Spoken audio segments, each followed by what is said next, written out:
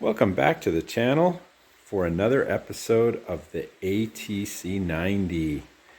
The very strange year. It's a 79 as indicated on the sticker, but none of the parts manuals and none of the places I've been looking say they make a 79. That in 79 it went to a 110. So it could be an unusual bike for that matter. But so what we've done up to this point is got it running and done the biggest job that we've done so far is we painted it.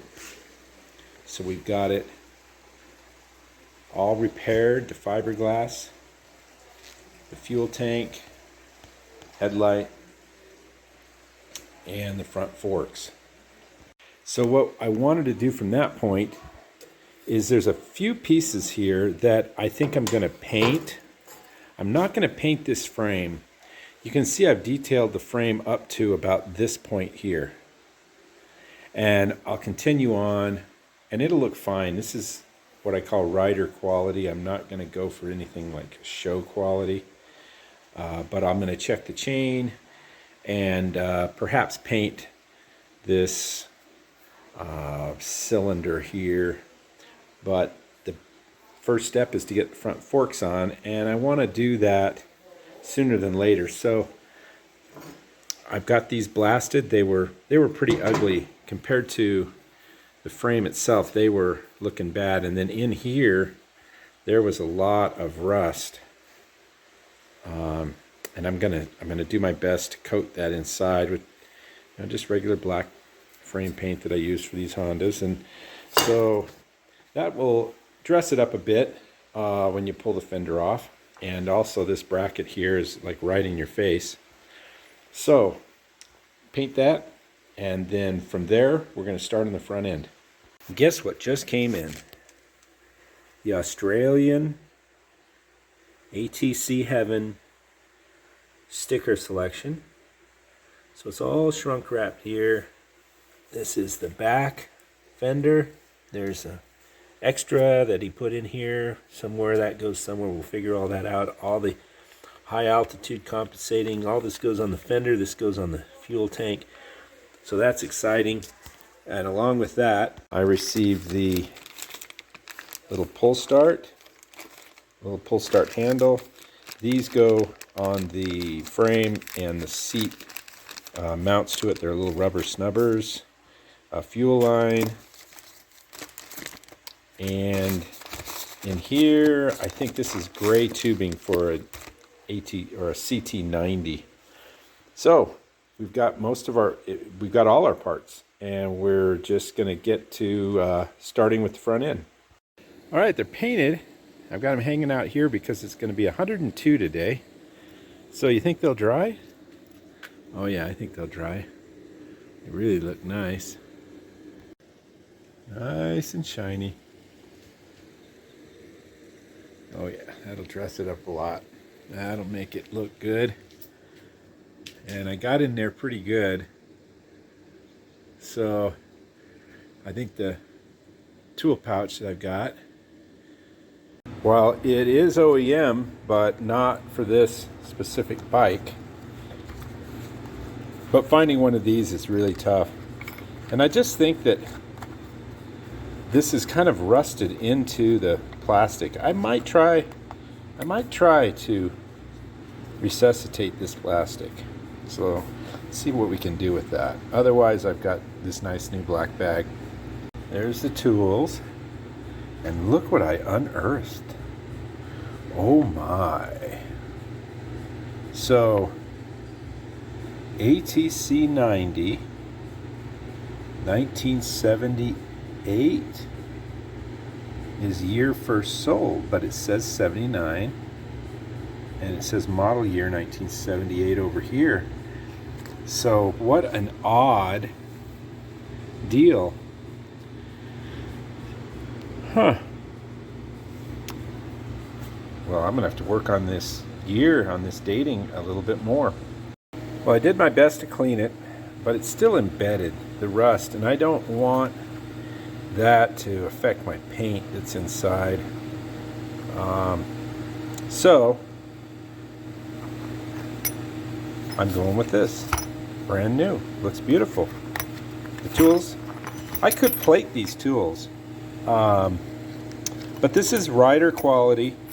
It's saving it, you know, it's basically stopping it in its tracks from getting worse. And as long as water doesn't intrude into this bag, really nothing's going to keep me from plating it down the road if that's what I want to do. So we'll get all the tools in the bag and then we'll move on. Okay, so I keep getting postponed on putting the front end in, but I'm going to pull the exhaust. I'm going to inspect the donut. I don't remember if I ordered one. I'm going to check that out too. And I think while I'm doing it, I'm going to take these pegs off and I'm going to paint both of those. I'm going to paint the cylinder, and so off comes the exhaust. And I think I'm going to paint it. I'm still not sure. So I got the cover off, and as you can see, the chain to me is acceptable for a rider. And if you look at the teeth, they're really not, you know, oblong or egg-shaped. So I'm going to just keep this. I'm going to pull the cover off, and I'm going to have to take this tire off in order to do it. And once I get the front forks on and the front tires, I'm going to take this back out to the wash bay, and I'm going to wash this up. And I'm going to do that when I have the pegs and the exhaust off. I can get in and get around to things that I couldn't get before. So it's going to be kind of a super detail, but with a rider kind of slant to it. So let's get this tire off. All right, we got everything off. And from here, we're going to just decide what we're going to do with it. Obviously clean them up, but so we got that. We got it in position, and we're going to go ahead and install the bearings in the top and then put the other bearings on the actual stem. So I'll bring all the parts out. We got them all bagged. There's the ball bearings and the race and that top nut, and then this is all the top bridge stuff. And I did find the new exhaust gasket, so I'm ready to go on that. So no matter how many times I count them, there's 10 in each stack here. I come up with 41. I need 42, so I'm gonna have to go to my extras. And I got a selection here, and best way to grab one of these. I'm looking at like 4.78. This one looks about that. 4.78. There we go. 42. And the first thing I do is kind of goop up the races here.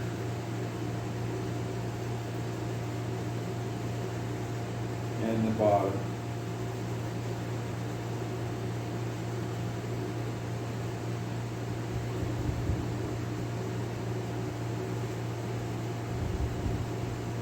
Try to put a little extra down in there, although it really doesn't matter. It's not going to crawl up or even on the bottom like it's going to go down, but it's good and gooped up. And then we'll apply the bearings to it. The excess will just kind of squeeze out. This is always great fun because inevitably one of them ends up falling down the hole and you got to go after it.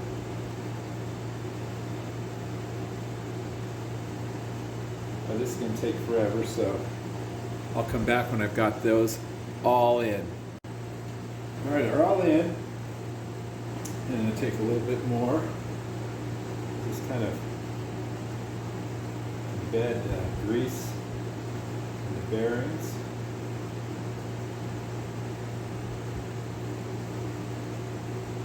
So that they're like encapsulated in grease.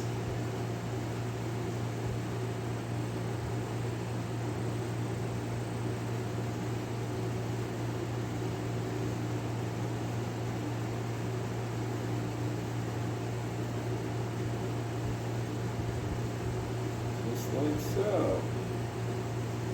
Now we'll move on to the bottom races.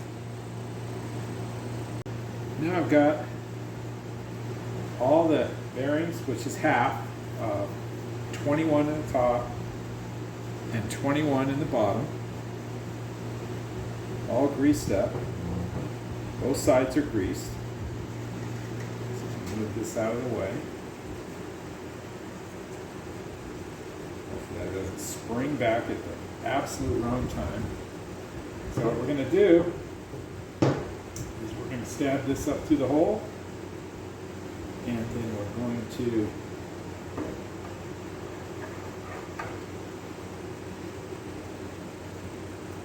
feed it up to the top, set it in place. Now here's the race. Plenty of grease on both sides.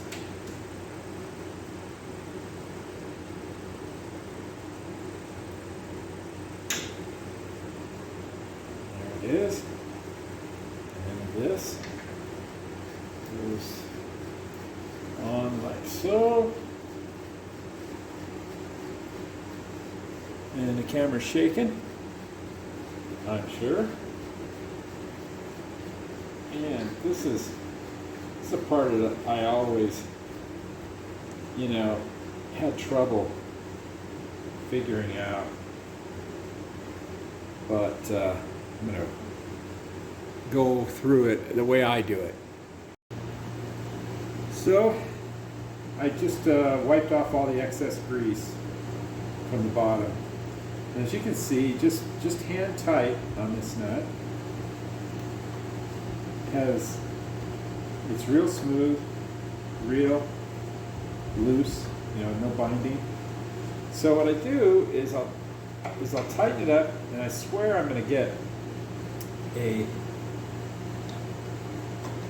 adjustable spanner wrench at some point in time, but I just get a little tightness on it, and it's still loose, right? But the object is that you don't have any lateral play where it's moving like so, and I think that's where we have it. These things aren't incredibly tight. That's why there's a top nut, so you can set this, and then the nut will press on this nut, and it will hold this adjustment. So, I kind of like it. Kind of is loose enough. I'm going to try a little tighter, and then what I'm going to do, a little tighter, if I can get it.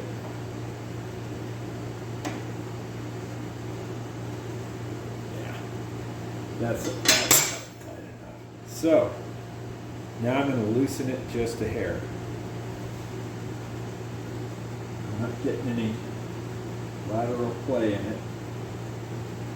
Now, that doesn't mean you won't get some lateral play later on. When you get the tires on and the handlebars, you can kind of push the handlebars forward and backward with the front brake on, and you can feel if it's too loose, which means you just loosen the top nut and then you cinch this down a little bit more. So I'm going to take a little off of it.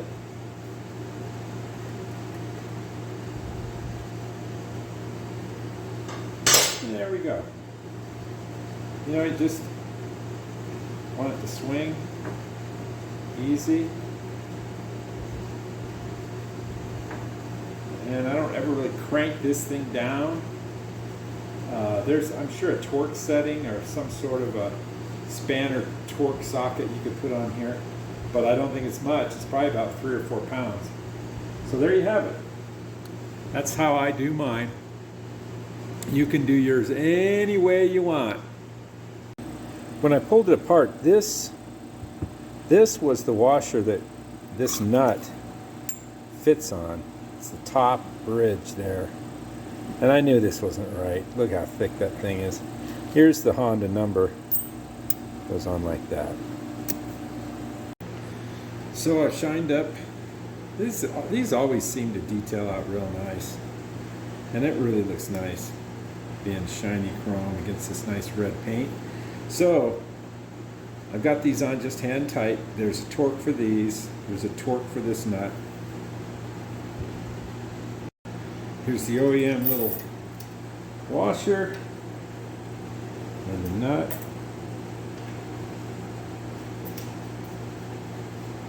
So find out these 2 torque specs and we'll go ahead and torque these down. And I'm going to look at my pictures. I'm going to see if I'm not screwing myself here. If there isn't some sort of something that goes through here or something that sandwiches up in here. I don't think so, but I'm going to try. I'm going to look. All right, we're going to snug these. Just get a little on them. Maybe so that the lock washer's tension is taken out. Nothing big. 29 to 34 foot-pounds is the torque.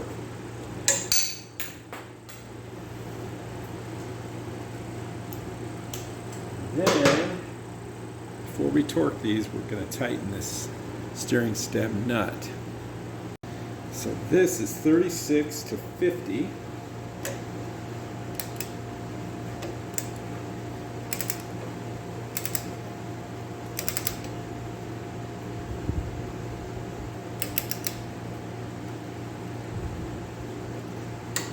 There we go. Torque these down.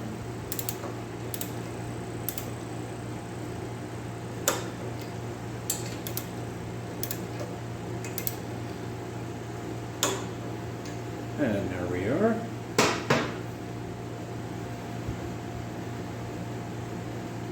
I looked at my, now what I'm picking up here is a little bit of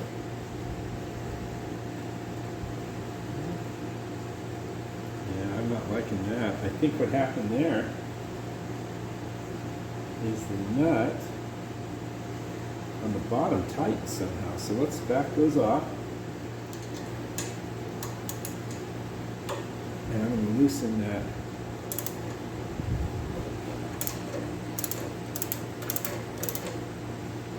I will loosen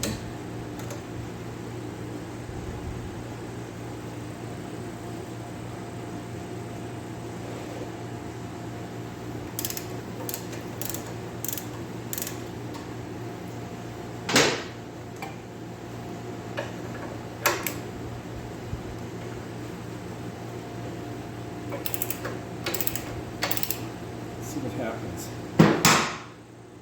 And there we are, back to normal. So something tells me I'm going to need to back off that nut underneath here.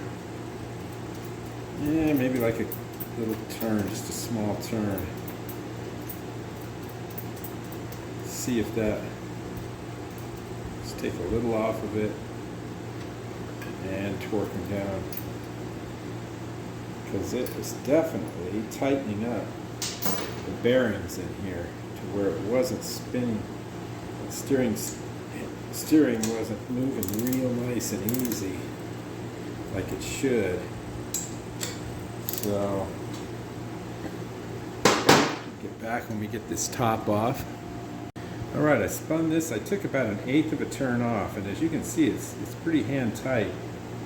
But there's still no lateral play, so let's give it another shot here and see what we end up with. And I'll come back after it's all bolted up. All right, here's what I had to do. I had to keep loosening the nut here loosening this top nut here. Every time I would tighten this down, I would start to get resistance. So I just kept backing this bottom nut off. And at one point, the point where it worked, I actually had a little bit of movement down here where the bearings were loose, where the shaft actually could move in and out a little bit, just a little bit. But then when I torqued up the top nut down, I'm getting that beautiful slide without any lateral movement. So there we go. That's just a fiddle fart thing that you're going to spend another hour on. And I just torqued these down, and it's just butter. Just butter. Next is the headlight. And what I've done here is clean these up. And what I clean my stuff up in is this little pan, you know, for the nuts and bolts, the washers. And then I use the gum cutter. Or if it's not too bad, I'll just use my lacquer thinner. So after cleaning these up, the headlight side bolts, and then here's the under screw, I put a little go-go juice on the switch. And one of the reasons that I was really kind of excited about this particular bike when I bought it is it had the switch. This stuff's unobtainium. Now you can get the rubber, but you're not getting that switch. You're gonna have to dig deep to find that. So let's get the headlight on and then give this a chance to soak up the go-go juice, and then we'll mount those. Now, being very careful. Let's see if I can get these in. Get this in.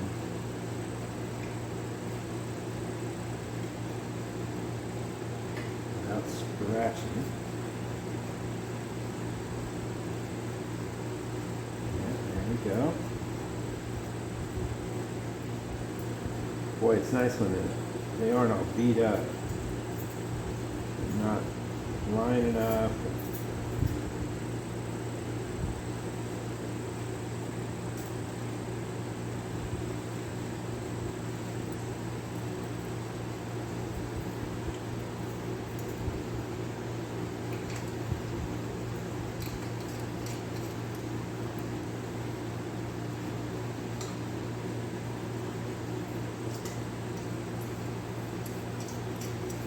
Go. Get your hand tight for now. This little movement. And I'm going to have to look at my picture to see which hole the wiring harness comes through. And then we might just move on to the rear fender, or front fender. And this is where it shows this wiring harness coming through. And I'm sure that little clip right in there is made to hold it at some point, but we're not going to do that right now. Now let's put this little rubber piece in here.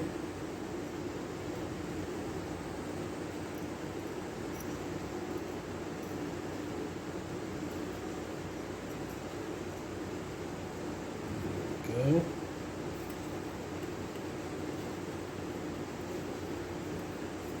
Pulling those rubbers through, hopefully this thing's going to sit in there nicely, really nice without snapping off. And there we have it.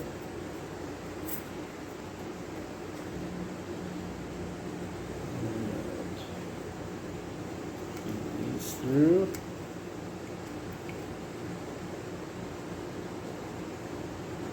Slide. I can tell part of this isn't seated exactly right, but there we go. Oh man, I'm so lucky. That works. That's off, that's on, and that's on with the lights, I believe. So there we go. Got the two wiring harnesses in there. So it's time to move on to the bars. I'm going to take this rear view mirror off. I didn't order handle for grips for this bike, which I think I'm going to. I don't like these. These are definitely not OEM. And I'm going to see if the gray tubing I ordered is going to be good for this to replace the tubing on these wires, because that would really clean it up if it was, I mean, this is pretty ugly. Alright, so I looked on the microfiche.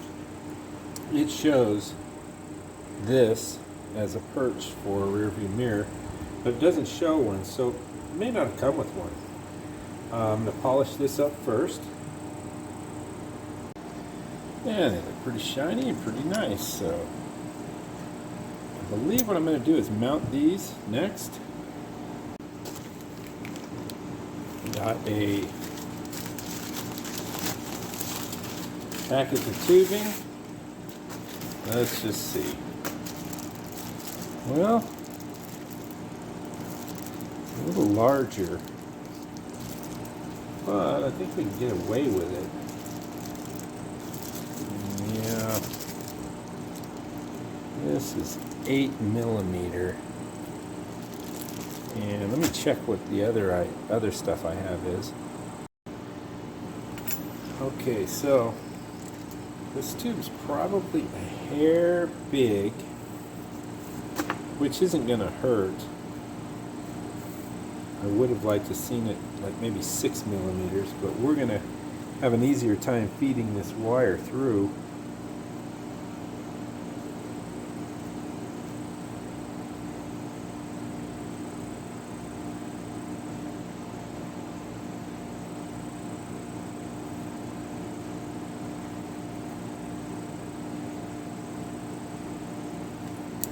Yeah, so I think what we're going to have to do is cut it to size first.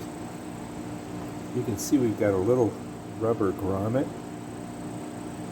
that clips right in here. And it's, you know, it's brittle. And it'll clip in there once I get the gray to it. And then there's a little, like a strain relief here, so we're going to have to dink around with that, but next time you see this, the gray should be on there, and we should be ready to mount this. Yeah, this stuff is just falling apart. So it's okay, because our gray is big enough to go through here and probably seal it up without the rubber, so we'll just see what happens. And there it is. I mounted it on that stress relief there, so it's not going to come out. And this fills the gap pretty good. So I'm pretty happy with that. And let's keep moving. Alright, I got the throttle cable off, and we're going to replace the throttle cable. So I'll get the new one and we'll see what it comes with. Alright, it comes with the rubber grommet right there. So I'm going to have to retain this piece of plastic, and I'm sure this is going to go right up in there, and we are going to be looking good. We'll put the spring back on.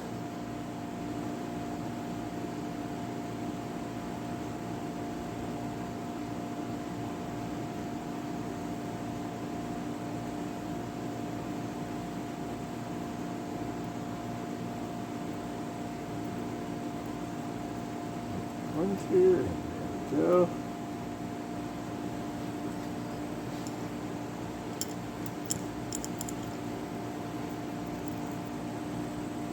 Okay. And then mount this piece right here.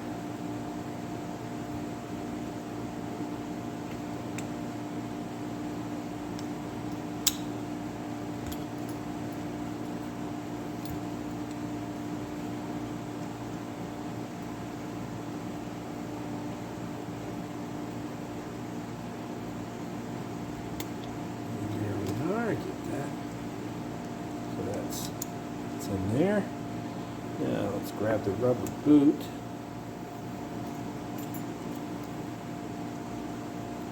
And put that.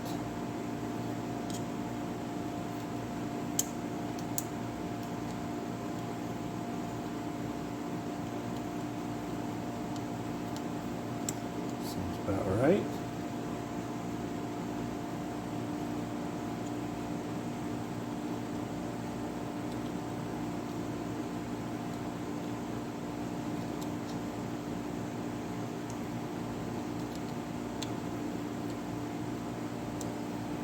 Just make sure it's right here. And there it is in there.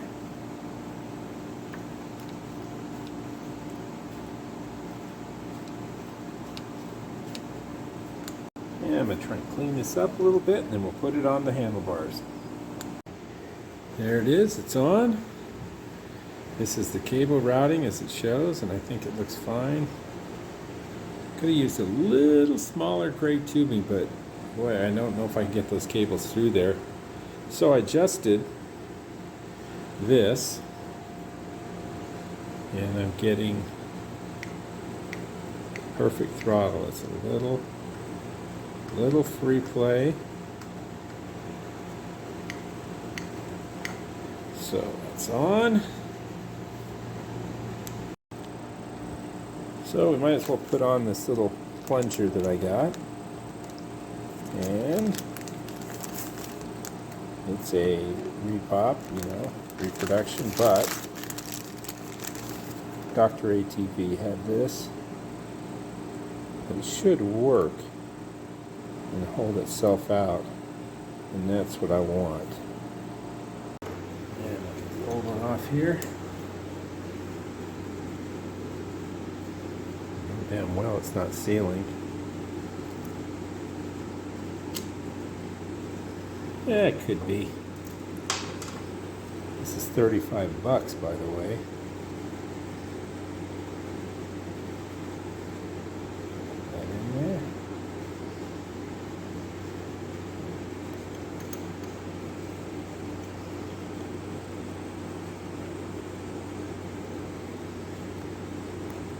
Pull it out, holds, push it in. Pull it out, push it in. We got high altitude. And there's the headlight, all complete. I got the wiring set up. I might have to pull it off, check it. I knew there was a couple of things, a couple of issues, but I think we're set to go there. So the next thing is the front fender. And the old one, is broken down. Plastic, you can see the plastic is messed up. You probably could restore it, but we bought the new Mayor. And the thing about the Mayor is there are no mounting holes or for the mud flap, so I'm going to have to measure, drill some holes to get it all to mount up. So let's get this rear mud flap off. Here's the few parts I'm going to paint. Exhaust, the foot pegs, and the bottom shield. And this is after they've been bead blasted and wiped down with lacquer thinner. So I'm going to put a little bit of self-etching primer, not much, and I'm going to hit them with the paint. I thought I'd give you kind of a rundown of all the paint that I use, most of the time. I've got a lot of other paint that's old paint jobs, you know, tons of paint everywhere. But it's kind of worthless because they really don't keep forever, and I am able to maybe use some catalyst or some, you know, reducer, things like that. But the paint itself, the shelf life's not that great. So here is what I've got for paint. This, like I've said before, is the clear I've been using, and I'll probably continue to use. This is the Summit primer that I'm not really fond of. It just goes on too thick. This is my go-to primer right here. It's excellent, excellent primer. Works really well for the motorcycles. And then these are the frame colors. Chassis shield, unless I do a custom frame, which I did on a few bikes. Then out here, I've got, this is the ultra high 1500 for exhaust. And then this is just a black porcelain. It's not really got a temperature rating, so it's just an epoxy paint. And I really don't use that. I end up using the engine enamel over here, much better stuff, works better, quicker drying, that sort of thing. I mean, it's just for parts that are not going to get exposed to heat. And then I use this 500 over here for cases, two-stroke cases, things like that. And then this silver is the Honda Silver, which this is also the Honda Silver for your rims, side covers, that sort of thing. But I found that this is a better match. I don't know why. I think they've had a couple of different cloud silvers. But when I get an original rim and I paint, I've done the examples. This silver here is not as close as this is. And then you can put a clear on it if you want. This right here is just a black enamel semi-gloss for, just pretty much if you don't want a high gloss, you go with the semi-gloss, and it works well. And then you've got your guide coat and your self-etching primer. So that's really my everyday paint. This is the stuff that if I get low on, I buy a gallon or a quart or a can of. So for Honda and for many other bikes, this is the kind of the go-to mix here. And there's a light coat. As you can see, it's not covering everything, especially on the exhaust. I really don't know if the heat would bubble the primer. The paint's going to be a high temperature paint, but the primer may affect it. So I just go really light on the hot spots. And as a rule, I just go pretty light. I don't really care. This is just black parts, nothing big. So now we'll go to the black. And what I'm going to use is I'm going to use the hot 1500 degree on this head pipe. And I usually take it down to about here or here, anywhere where I think that this is going to be the ultra hot spot and this is much cooler. So probably I'm going to take it down to here because you don't see any of this. And then I'm going to use the 500 degree engine encased satin on this exposed pipe here. Then it's going to be the automotive enamel because none of this stuff sees any heat. So on this and on the shield, you can see how light I do the first coat. You can see the gray right through it. And I do that, and I keep the can, I keep the can 12 inches, between 10 and 12 inches away. And it really helps keep the fisheyes away. So I'll let that kind of just set up with that automotive paint. It doesn't take long for your second coat. You can almost do it immediately. So I'm going to go ahead and do these on a second coat. That's finished. And as you can see, it's highly shiny. This is the high temp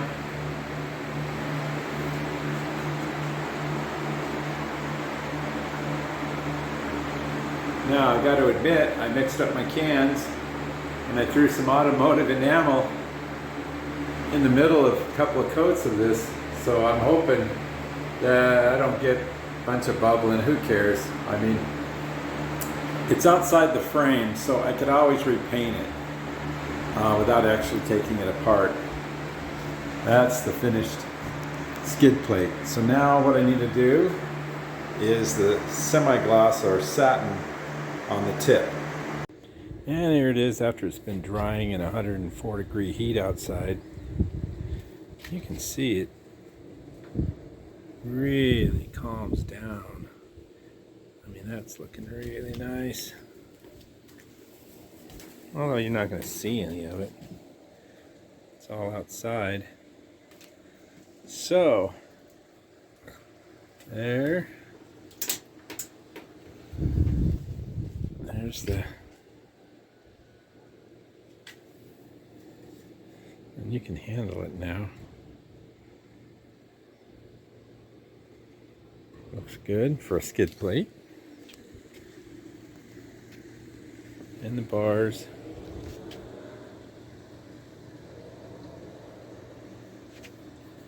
I didn't really focus.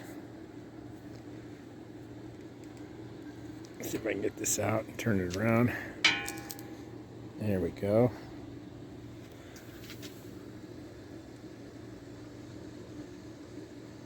That's the TV side. You can see how nice and shiny that looks. It's going to look wonderful on there against that silver case. The fender's on. Now what I've done is I just put the bottom bolt in, and I drilled the hole so that I can move this fender up and down. So I'm going to test fit the wheel, and this is a brand new tire, so it's going to have the biggest circumference. It's going to be the largest, you know, that the wheel would be, or the tire would be. As it wears, it gets smaller, you know. So the rubber flap had a problem rubbing on this tire. I'm sure it's this tire, or it could have been another tire, but that's going to determine whether I put the mud flaps on. I've got the markings in there for the screw holes. You can see them in black, but I may just not put that flap back on. So I'm going to test fit this tire next. Okay, so the tire is on and it's in its proper spot.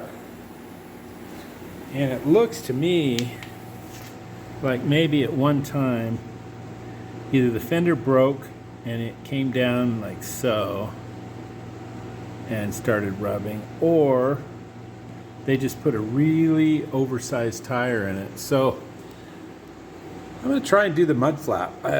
It's just going to look better and more original. So that we're going to have to do at a later time, because my goal right now is to get this thing out into the wash bay and get it. I'm probably going to paint this first, but I want to get out in the wash bay and I want to clean all of this area here, all in here, get all this gunk off of here, and get the frame from this point up as clean as I can get it. I'm not going to paint this. I'm not going to paint the frame. I'm just going to clean the side guard. But getting in here and cleaning all of this, I think is important. And cleaning the roller just so that it's rolling properly, and lube that chain up afterward. Then clean the side cover, get that back on. Then I've got the rear tire issue, and so what it is, I just ordered 2 more of these matching Chin Shing tires. They're the identical model with the same tread pattern. two of them for the rear, so I can go back to the original rims. I don't like this lug pattern thing going on here. This rim is built to accommodate a lot of different ATCs, and it's not a bad rim, but it'd be nice to just have the original Honda rims with 3 matching tires. I think it's just going to look great. So those tires are coming, and that's the whole tire and rim restoration, which is tough. And I'm going to come over here, and I'm actually going to restore this cover. I've done a video on it before, so I've done quite a few. I can get that. I've got the sticker that came from the Australian guy out there, ATC Heaven. So I got everything I need, and so it's a roller now. I'm going to tighten up the front axle nut and get it out into the wash bay and clean it up after I paint this. And to do that, I might even pull this carburetor just for drill and get it out of the way. So that's the next things on the agenda. Back out to the wash bay and clean this up. So I've cleaned up the motorcycle frame and the chain area. While I'm waiting, I'm going to finish this seat. And one thing that I've been meaning to do is put this rubber on here to protect it from cutting the seat cover, and I use the 3M super weather strip adhesive. So I'll put this seat all back together, and I'm going to bolt it up, and then we're going to probably do the rear decal. Before you put the seat cover on permanently, make sure you put the rubber boots on. I had to pull the seat off. You know how that goes. And the seat's on for, I think, for good. But boy, doesn't it look good. I'll paint it with new seat. So on to the rear. Because I can't put these mud flaps on till I have the decal on. And I'm going to put the decal on and evaluate at that point whether I'm going to clear over it or not. I don't think I'm going to clear. I try not to on the ATCs because I don't believe that's the way it was stock. So let's get it on and see what it looks like. So there we have the rear sticker, and I wiped off the surface with this. I also had to drill a hole for the mud flap. Now the screw is going to cover all these holes, but I'm going to have to go through the sticker. And I take a little bit of time to try and get this lined up as good as possible and then tape it in place. So I feel good about it. Good enough where I'm going to go ahead, peel off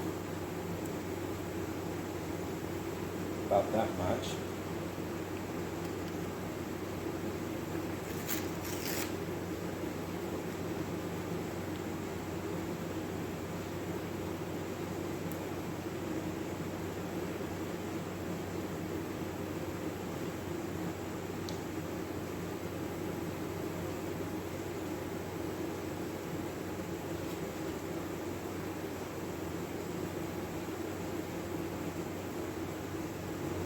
Slow, nice and easy, nice and flat. Remember, it's a dirt bike. Doesn't have to be perfect. So kind of like that. Now,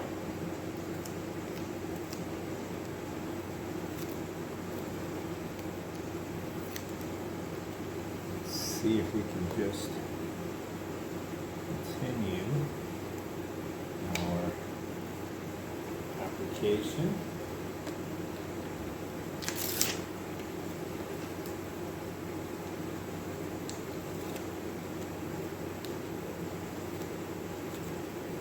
Pretty good quality here from the Aussie.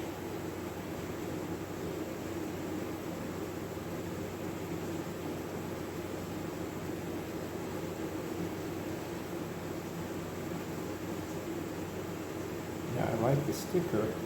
I can tell you right now, I'm not going to clear it. And if you're listening there in Australia at ATC Heaven, tell me how much feedback you've gotten as far as whether they clear or whether they just apply the decals. But I'm thinking this is, oh yeah, this is nice.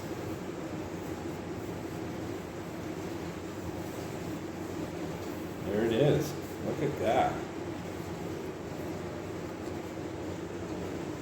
Honda ATC90.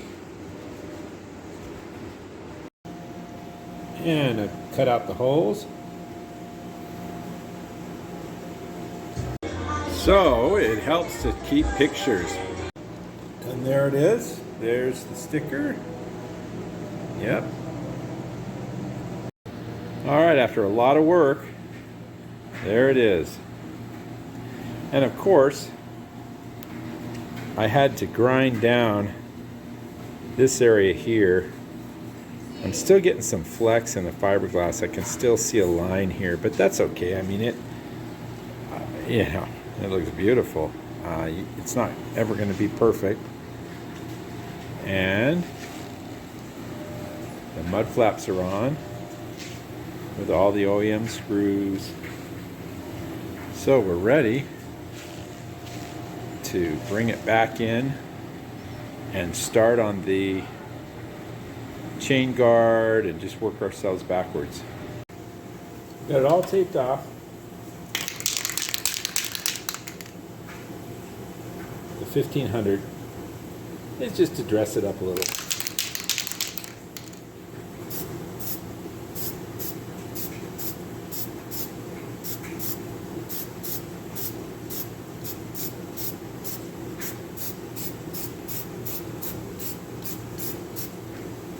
Just to dress it up.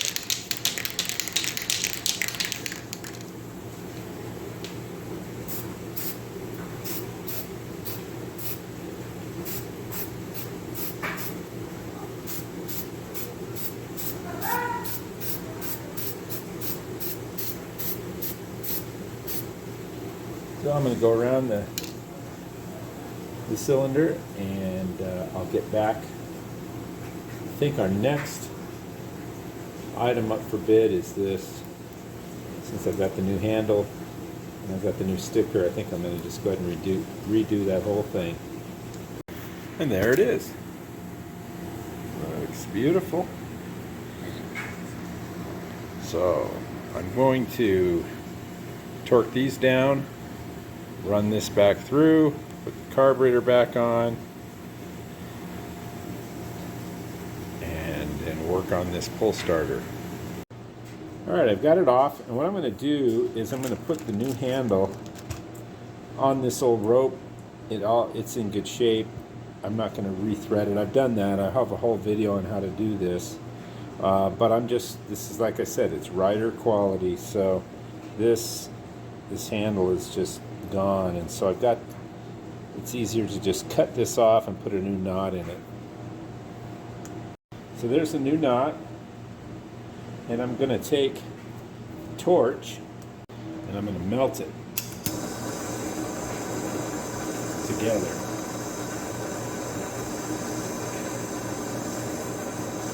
Yeah, that ought to do it. There we go. Look at that nice melt.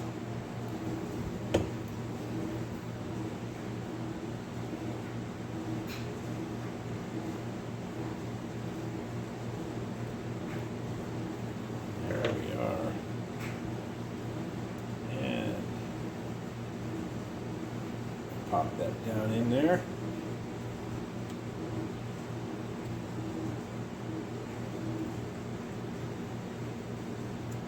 And hopefully it holds.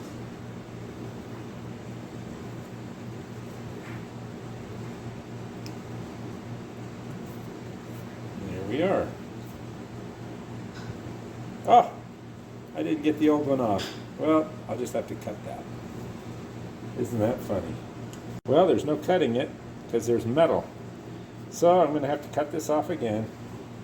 Put another knot in it. And there's the new knot. So I'll melt that together and then we're good to go. And there it is, it's on. So what I'm going to do is leave this like that so I can paint it. I'm not going to do any huge prep on this. I'm just going to paint it. I will take this sticker off. I may or may not, but I will spray this silver, new sticker, put it back on. And there it is, all silver. From here I'm going to take it out into the oven, which is just outside. There it is, all renewed with the Honda sticker and the new handle. It's pretty nice on there.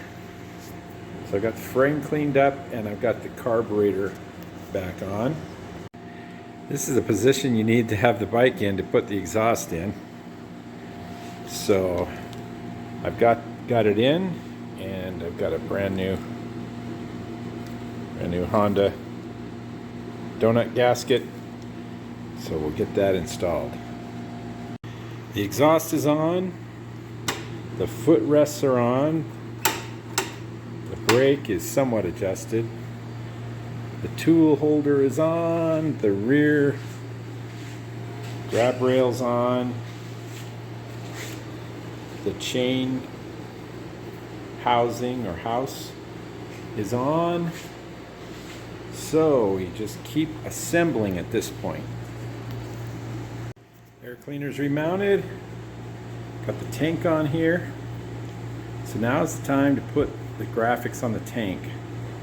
We still have to align the fender. I haven't put the top bolts in. So we've got that. Got a few things here. So let's get to these graphics. And the decals are on. Honda. This is the last 90, the last year of the 90, and I think these decals are the oldest looking. The years earlier, the earlier years, I think had more of a modern look than this. This is as old with this little thing here. It just looks way old to me, which is cool. So I'm going to put there's a decal that goes up on top here, right up here. Get that on, and then I'll probably have to put the rear tail section on and see what it all looks like. Well, it's starting to really look nice. I've got a lot of little stuff to do and then some bigger stuff. I've got to get the brake cable on and the lever on. And then I'm going to go back to the original rear wheels. These are just not going to work for me. I've got 2 new tires to mount on those. But it's looking super, super nice. I am really jazzed. It's going to be a super eye catcher, and it's going to be an attention getter. Because I know out there riding, when you see something like this, you kind of stop and remember. And so anyhow, this is really close. I'm going to also do these grips. And then of course, you know, the servicing of it. I'm going to give it a ride or two, but I am going to change the oil first. Then I'll adjust the valves because it seemed to run good. Also got the exhaust shield that's got to go on right here. And I've got it. And there's one sticker, I don't know where it goes, maybe a couple. But boy, what a difference, huh? This was one ugly bird. And now she's ready for action. So let's get on those levers and the brake cable and the rear rims, and that almost should do it. Now I've just got to get these 3 bolts taken off.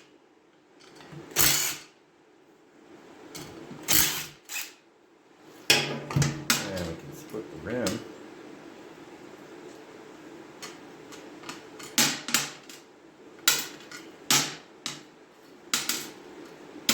Store all those down there. Yeah, we're probably going to have to give this a little bit of a pop. Then take a little pop. It's kind of rusted.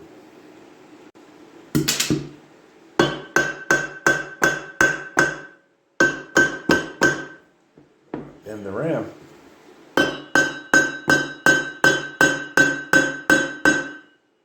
Wow. These might not come apart, huh? I think I had this problem before.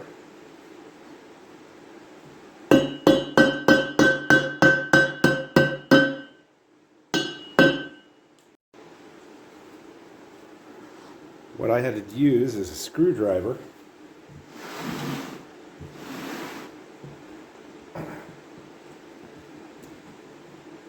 Get in there, pry it up.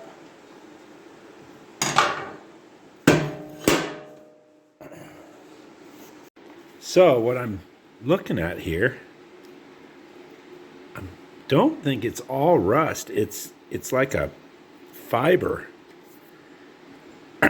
Look at that. Look at that buildup. Let's get that other side of the rim off. All I can think is that this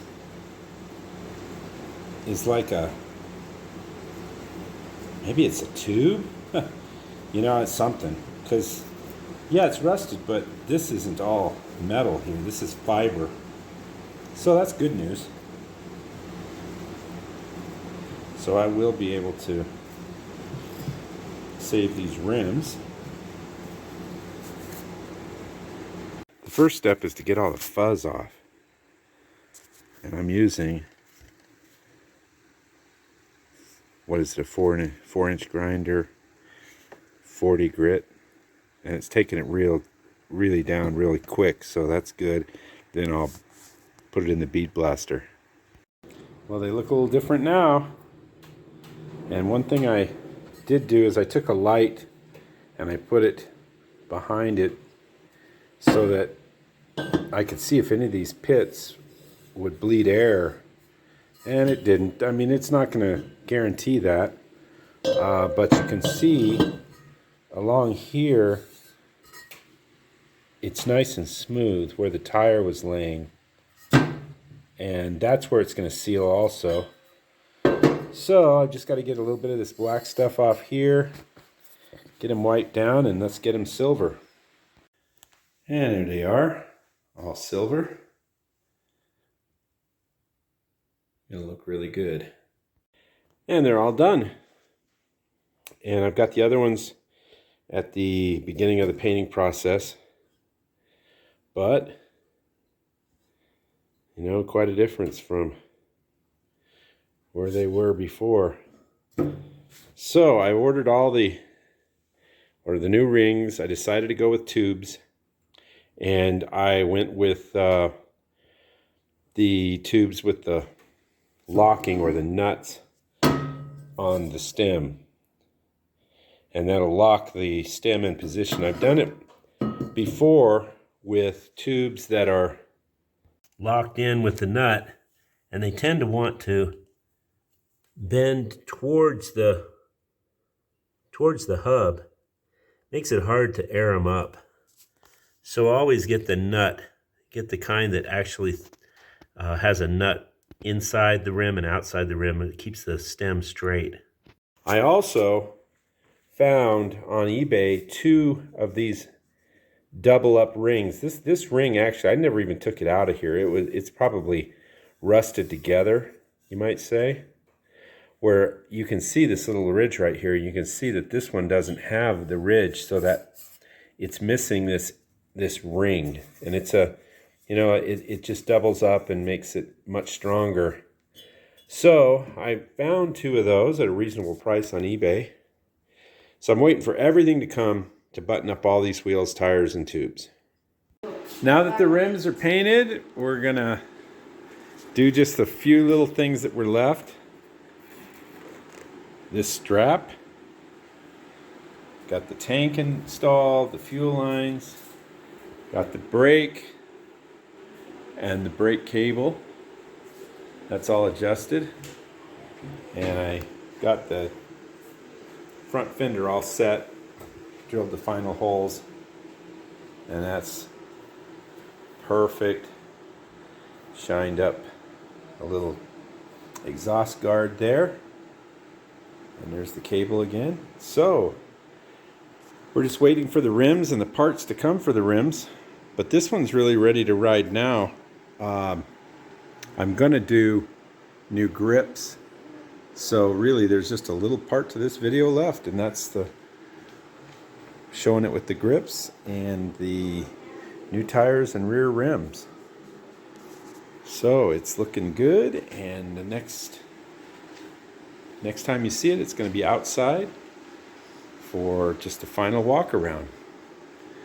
And there it is, the ATC90. Well, it's time to mount the tire.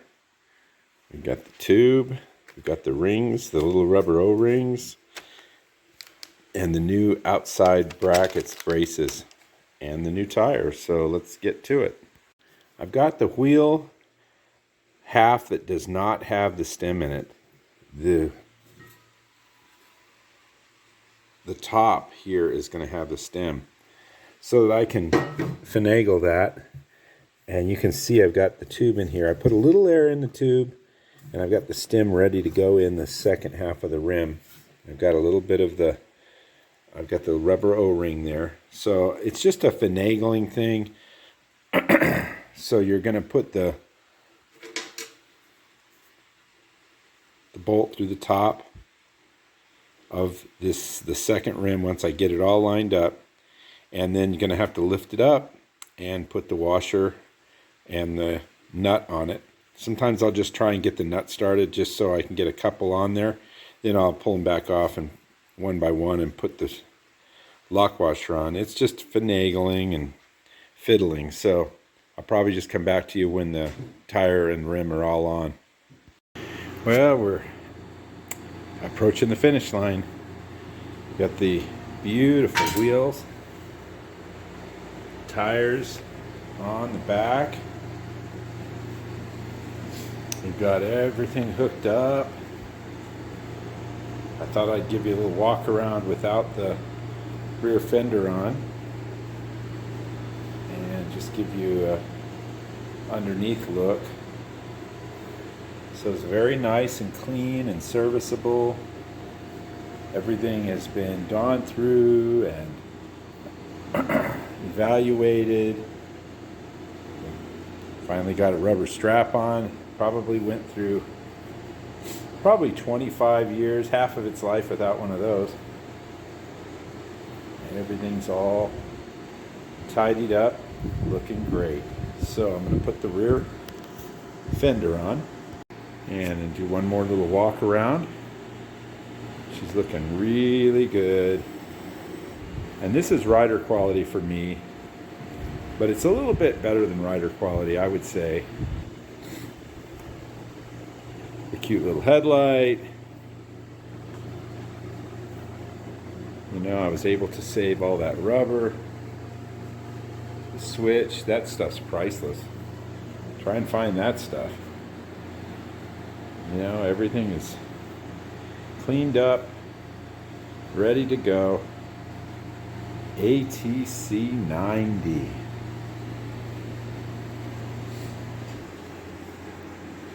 ATC90. Woo. Super clean. So, this is just a great time to end this video. I'm sure we're going to have a lot of fun riding this. Now, keep watching my ATC200. S that I'm doing right now. You can find that on my channel, and it's going to be a full frame off restoration, and it's going to probably not look much better than this. This looks pretty damn good. So off this goes to Shingletown. Chico informed me that this is being shipped to Shingletown for their, weekly parade of drunken fools in the middle of town. So anyway, Joe, this is a little bit small for you, but I'm sure you can handle it. And we'll see you on the next video.